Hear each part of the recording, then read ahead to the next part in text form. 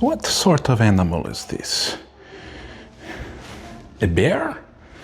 A bear does not have a snout like this. It is a pig. I will allow it to be a pig, but nothing more. No, not a bear. Howdy, I'm Chandler O'Quinn. Welcome to Chandler's Travels. Today we are talking about the Bear Flag Revolt, the founding of the Independent Republic of California. Hope you'll enjoy it.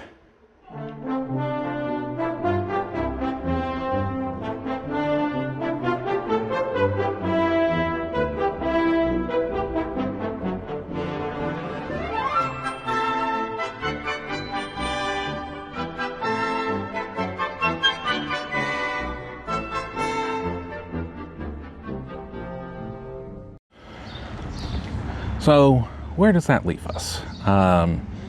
The what will become the Bear Flag Forces. At this time, there's still no Bear Flag, so Anglo-American settlers of California have been organized. They are being advised by Frémont to steal horses from California General Castro. They accomplish this, and that's step one of Frémont's plan. But is that going to be what actually happens?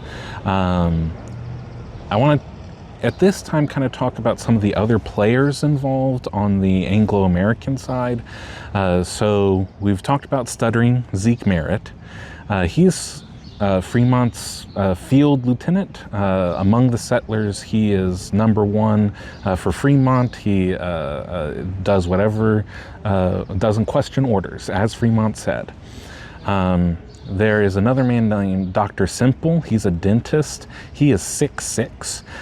They make jokes about him, saying that he should wear his spurs on his thighs because he drags his feet on his horse because he's so tall. We've got William B. Ide, who was a native of Massachusetts. He goes west to Springfield, Illinois.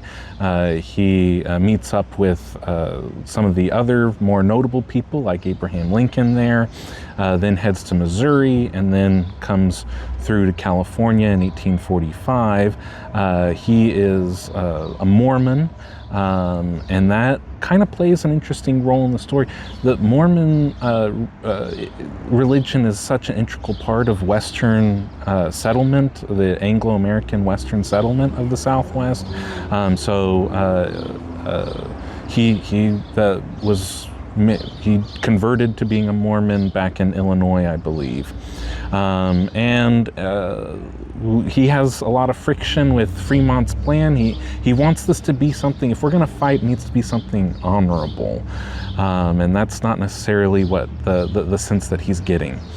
There are some other names. One of them is named Knight. One of them is, I believe, Grisby. They are now being organized into a force, and Frémont wants them to come to Sonoma. That's where I am right now. Come to Sonoma. Behind me is the long barracks of the fort at Sonoma, and Frémont wants them to abduct, to take hostage the Vallejo brothers, General Vallejo's son-in-law, who is an American, and a Frenchman. I'm not sure if he wants the Frenchman or not, but he's going to find out that he's coming along. And bring them back to Sutter's Fort, all under the guise that this is just the settlers doing it. Frémont is still trying to keep his distance, but he's giving a lot of advice. So that force leaves from, I believe, the Sutter's Butte camp, June 10th of 1846, and they make the journey of 100 miles in 2 days to come here to Sonoma, and we'll pick back up on that story later on. I think that's it. Wow, I've got a lot of stuff in my head to try and explain this multifaceted story, but I think that's all I have to say for right now, and I'll pick back up with you later.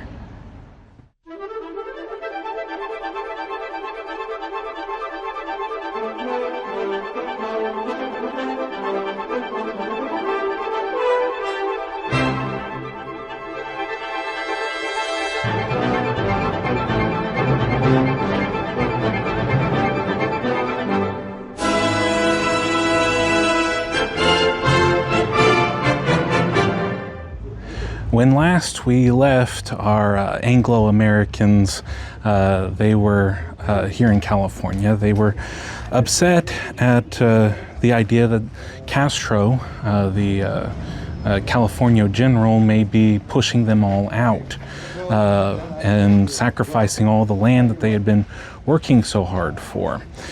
So they gathered their forces together and left the Butte, the camp at Sutter's Butte on June 11th and made the 2-day journey here to Sonoma. Behind me is the only thing left of General Vallejo's original home here in Sonoma. General Vallejo founded this city around the mission. The mission already was here in the 1820s, but Vallejo made his home, and on the other side of this wall was where most of it was. This was the servants' quarters. This is the only thing that exists now. But on the morning, the very early, still pitch black morning of June 14th, Zeke Merritt, Stuttering Zeke, if we remember him, William Ide, Lieutenant Ford, William Ford, Grisby, and then I think the forces varying around 50 people. I might be wrong. I'll let Editor Chandler figure that one out.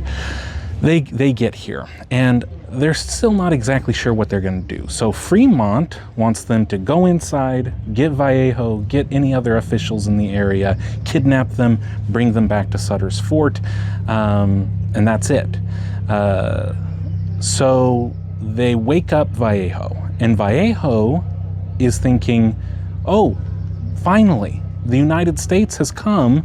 I want California to be part of the United States. We can negotiate terms, and I can help with this.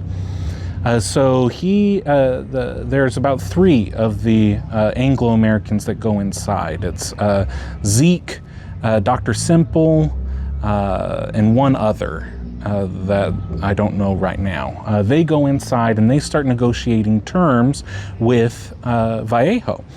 In the meantime, Vallejo's brother is awoken and brought to the house.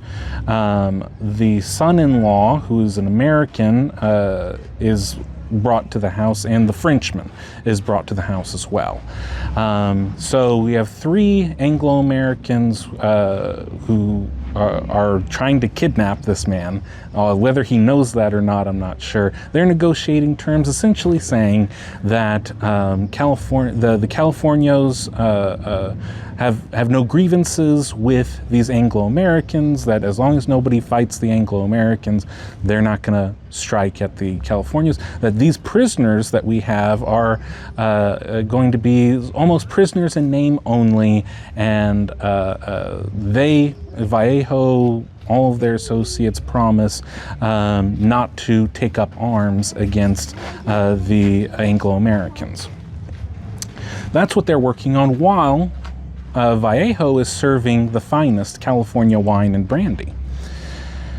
But it's taken a while. It's taken like an hour, maybe even longer, and the men outside are wondering what's going on. There's no updates being given to them. So they elect a captain, Grisby, and Grisby goes inside to find out what's going on. He'll be right back out to report. But he's not. He stays in there a while too. So they're trying to figure out what is going on inside the house. And so finally they get William Ide, and William Ide goes in there, and the scene that he describes is that maybe the wine had flowed a little bit too much this morning. That one man was completely struck mute because of how much he had consumed. The others were sloshing around. All of this does make me think, so Ide is Mormon, so it makes me think of the scene in Burn After Reading where Malkovich is saying to the guy, he'd be like saying, Ide, you're Mormon. Compared to everyone, compared to you, everyone has a drinking problem. That's kind of what's going on in my mind of Ide, the teetotaling Mormon, going in there and seeing all these guys drinking wine this early in the morning, and they're not negotiating the terms that he thinks they should be negotiating. So the terms are almost settled, and they've decided that the Vallejos, the Frenchman, the American son-in-law, they all need to go over to Sutter's Fort to be prisoners, and that Zeke and Dr. Simple, Stuttering Zeke, Dr. Simple, and Grisby are going to be the ones to escort them. So who's now in charge of the Anglo-Americans that are here at Sonoma? And what do they do? Again, the only plan was to abduct these people. There is no step 2 for these guys. Just stay here at the fort, I guess. Frémont has given no further advice. So lots of plans are talked about because they're now left to their own devices. One of the guys goes, we should start looting. We should start going through all of the California homes and taking their fortunes and taking their furniture and all of their nice things. And Lieutenant William Ford says, if anyone starts looting, I will hang them myself. That's not what this is about. We're not about looting and raiding. That's not what we are. We are here to say our legitimate grievances. Then they start saying, well, we should take more horses. Hey, how many horses do you want? I hear at the rancho over there, they've got hundreds of horses. We can have our pick. And William Ide says, get for me no horses. Saddle for me no horse. I do not need a horse. I do not want a horse. That's not what this is about. He says to them that if you raid and you flee, you can live a very long life and you will never outrun the shame of this day for the actions of looting and raiding here today. Now is a time to make a choice. Choose ye now. Be ye robbers, or you must be conquerors. And again, Ide wins the day.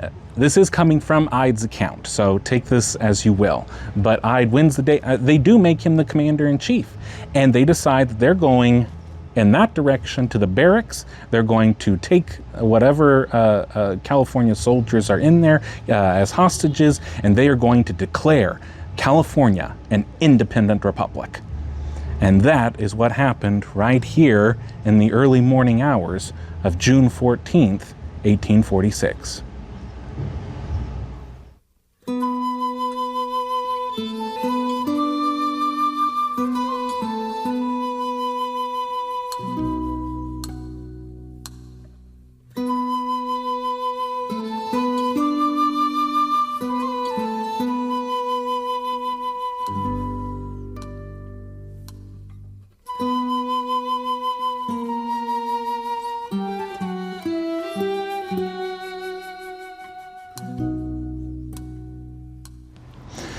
Behind me is the barracks of the Sonoma Plaza.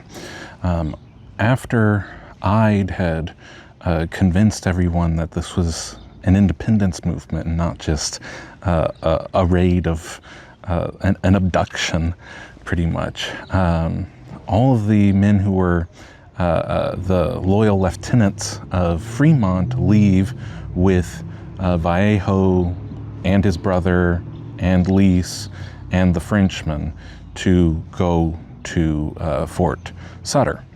The rest of the Bear Flaggers, although they're not quite called that yet, come here to this building. They rouse up whatever small forces here and take them captive and then hold on to the fort. They have about 24 men at that time. They work on a flag, and I'll talk about that in a different section, but they raise the flag, the Bear Flag. Now we can call them Bear Flaggers. Ide works on the local population. He starts purchasing things on credit, the credit of the Republic of California, which was created about 2 hours ago. So he is able to purchase flour and beans and all sorts of materials for his army, the Army of the Republic of California, which he is the commander-in-chief. And all this happened just hours ago. So he works with the local businessmen, and he explains to the Californio population that he has no quarrel with the Californios, that as long as they don't take arms against him and the Bear Flaggers, we want them to be in peace. If they do take up arms, then we will be enemies. But as the Declaration of Independence goes, you know, in war we are enemies, in peace we are friends. So as long as you don't come after us, we won't come after you. And you've been upset with the Mexican government. You've been wanting an independent California since 1836. This is the time, let's do this. And so some of the Californios actually join in with the Bear Flaggers. Not all of them. A lot of them are waiting to see what Frémont does, because is this about an independent republic, or is this about joining the United States? And a lot of them, like Vallejo, are thinking it would actually be better to just join the United States. But that's not what's happening this morning, June 14th of 1846. So all of those logistics take up the time going into the evening, and then Ide that night works on a proclamation. So what is the Declaration of Independence for California? He works on it by himself from the hours of 1 a.m. to 4 a.m. on June 15th, 1846. And that proclamation issued a lot of the things that I just went over, that we deserve as people in this land not to be expelled by Castro. We don't have any problems with the native Californios. We welcome them if they want to join us. As long as they don't fight against us, we're perfectly at peace with them. This is about Castro. This is about the Mexican government. And he talks about some of the injuries of the Mexican government. It's been in continuous revolution. Again, stop me if it sounds familiar to those of Texas history. It's hard to get a good bead on what's happening in Mexico City. And then this is the far-flung frontier. All of these things that the Californios had issues with for decades. And he puts another spin on it, talking about that the missions are being raided, that what was a Christian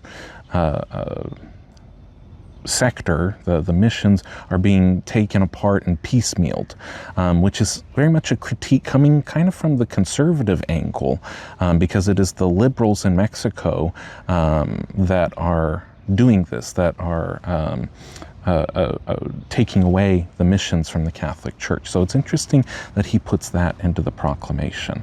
Works on that into the very wee hours of the morning, and then works with others to have it translated into Spanish and promulgated throughout the community.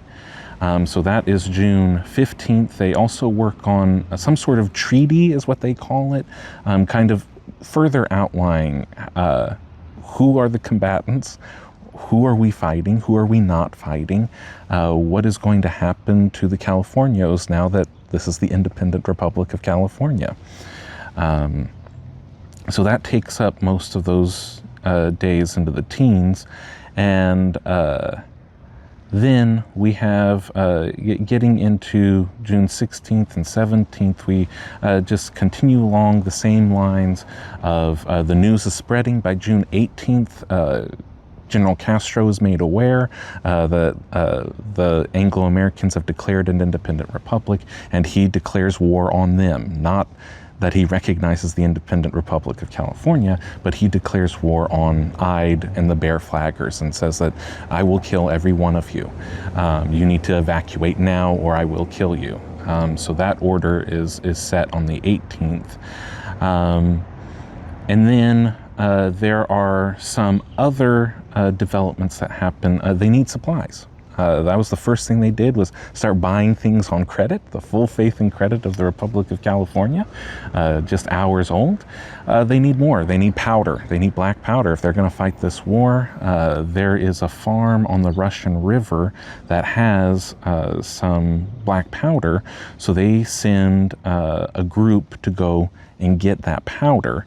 I believe two of the people are called Cowie and Fowler, and they are caught by the Californios, and they are tortured. They are tied to a tree, and some say that they are cut to pieces by a knife. Some say that they were disemboweled. It was a very brutal death. That news makes its way back here, and the Bear Flaggers are livid. That not only were these men killed, if someone is killed in battle, that's understandable, but to be tortured, that was beyond the pale for them. So they want retribution, they want revenge. They work on a plan to attack Castro's forces. And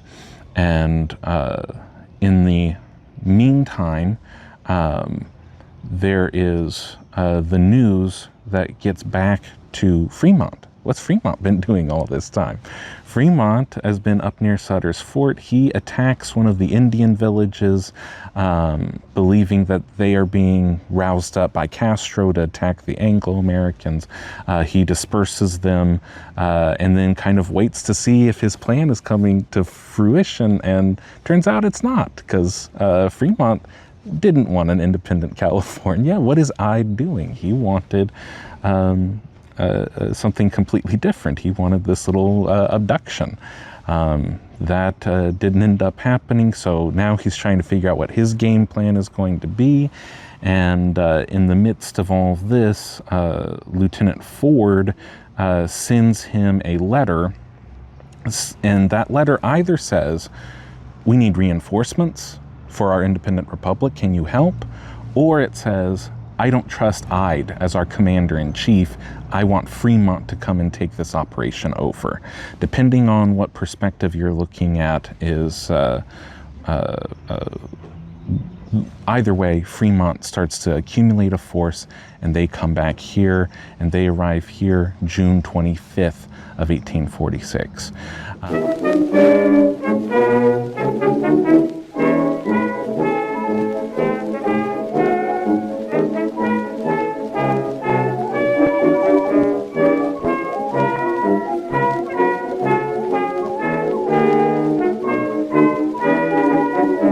The design of the flag is credited to Lieutenant William Ford.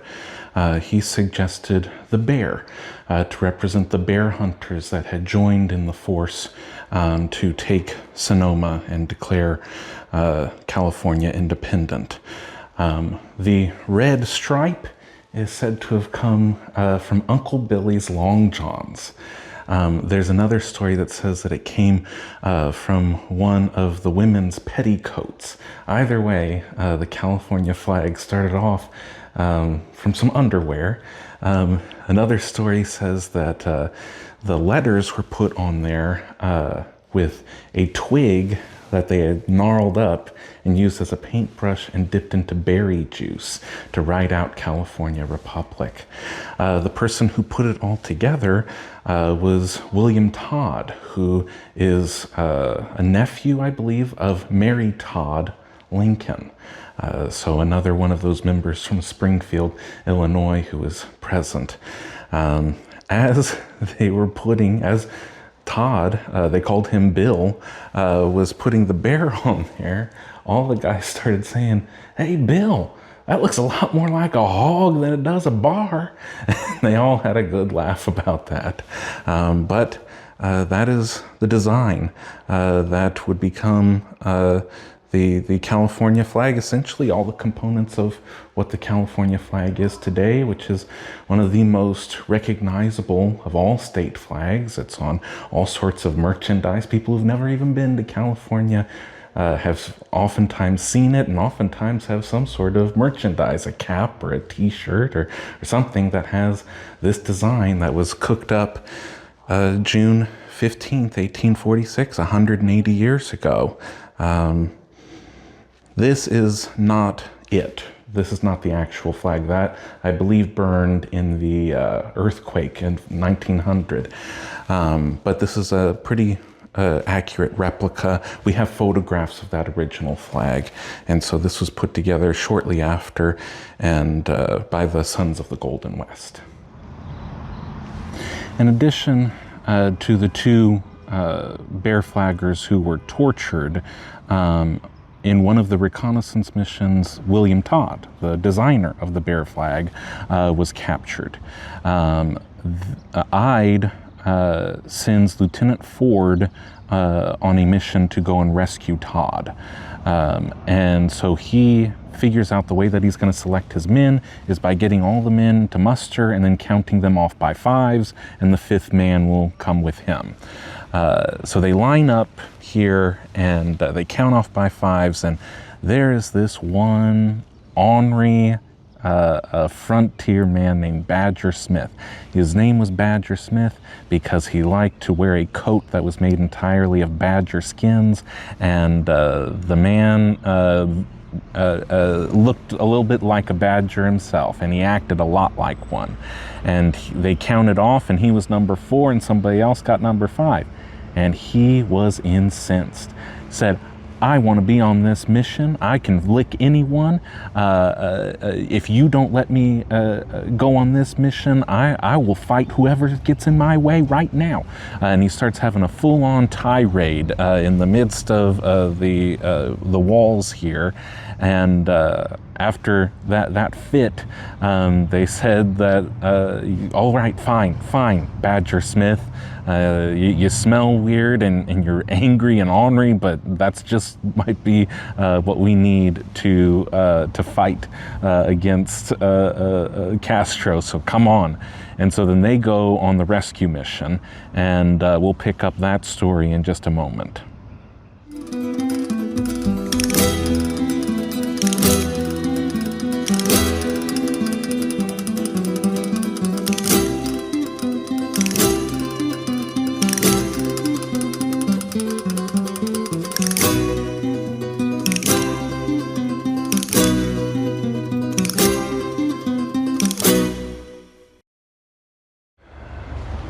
I'm here at Olompali State Historic Park. This is just off of the 101 in Marin County, California. On the other side of those mountains is Skywalker Ranch, the home of Ewok Lake, of THX, of Industrial Light and Magic. All of that, I believe, is just over those mountains there. But all of that movie magic was not happening in 1846.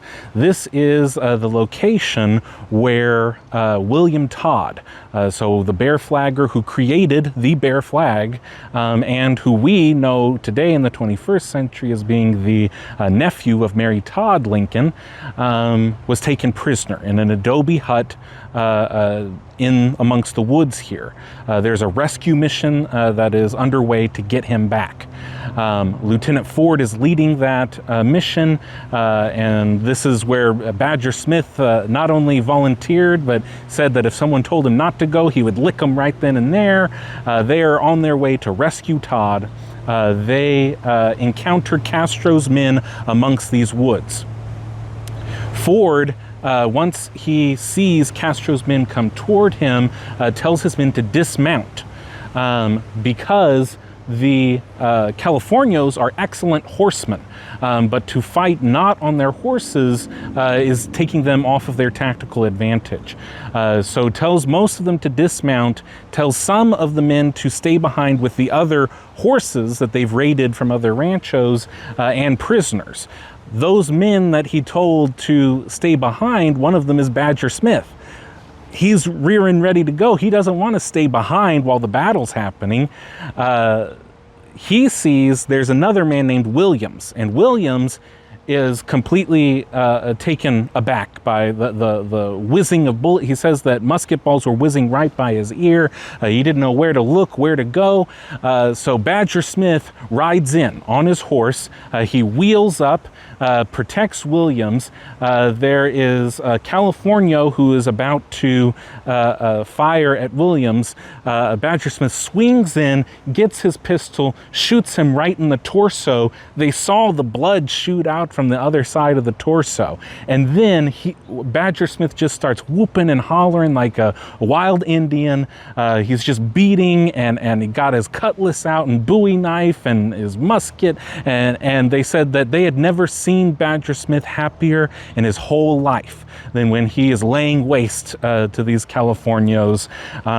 There's probably a lot wrong with Badger Smith. He probably needs a lot of mental help, but because he didn't get any, he was an excellent fighting force for the Bear Flaggers. So all of this is going on. Badger Smith is having the happiest day of his entire life, and they're trying to find Todd. Where is Todd? And where Todd is, I actually had a hard time figuring out where Todd was. So we'll get back to that and figure out where Todd was in just a moment.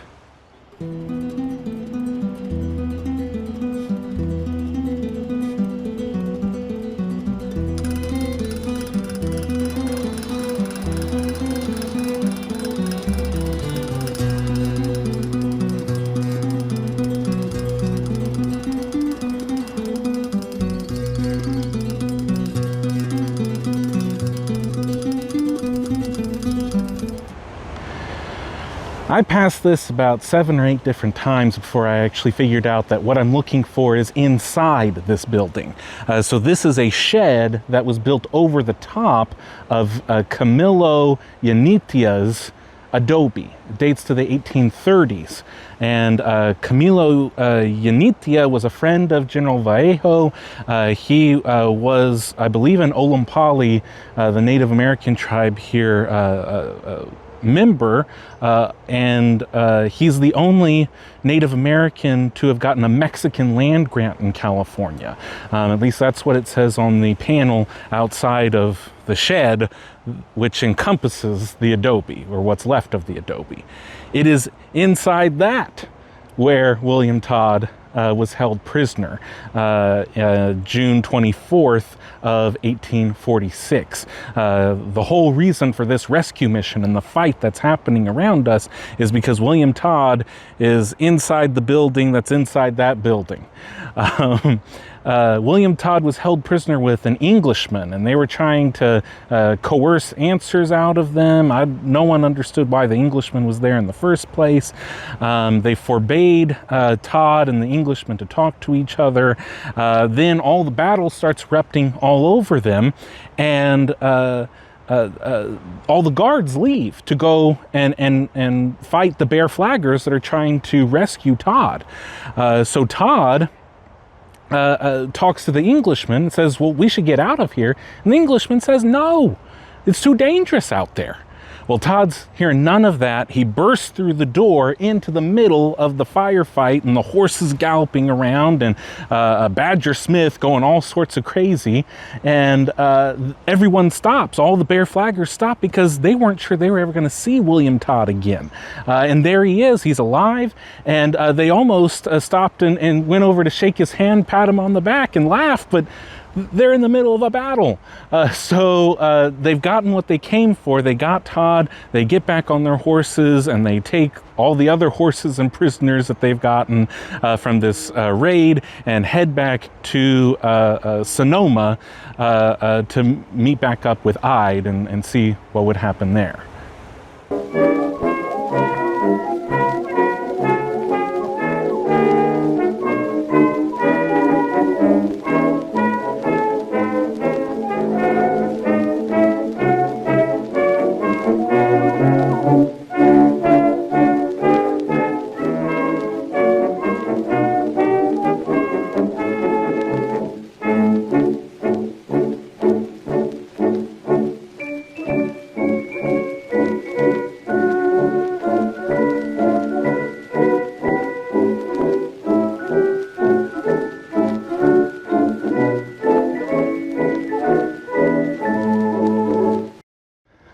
that just about wraps up this episode of Chandler's Travels. Thank you so much for watching. Please like, share, subscribe, tell a friend. All of that helps us in growing the channel so that I can take even more of you along with me on my journeys. Until next time, vaya con Dios.